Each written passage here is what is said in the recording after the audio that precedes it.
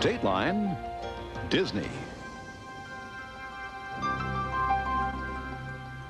Recently, a new exhibit entitled Walt Disney's Wild West opened in Los Angeles at the Autry Museum of Western Heritage. The exhibit documents the influence the West had on Walt as a child growing up. It also traces how he later influenced the perception of the West as well. It's great to see all of Walt's work and influence about and on the West.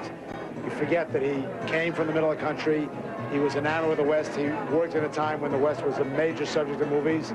And it's just kind of interesting to see the early animated material and pictures of them.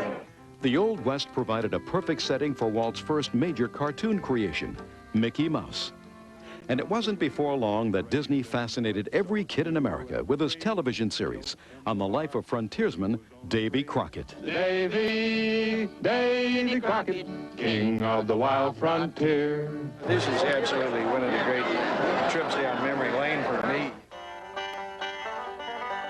The exhibit contains memorabilia from the many Western-inspired films Disney made, as well as the original Stagecoach and Indian Village canoe from Disneyland's Frontierland, where much of the magic of Western adventure lives on.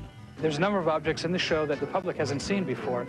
Most of them have to do with conceptual drawings and materials that were created with regards to Disneyland. This is a chance for the public to see them for the first time. So many things that Walt Disney did were, I think, much far ahead of his time. He was interested in environmental issues long before it became popular to do so. He did the true life adventure films, which were all about the animal populations of the world. This exhibit shows a lot of those things related to the West that Disney has done. Walt Disney's Wild West exhibit is on display in Los Angeles at the Autry Museum of Western Heritage through September 17th.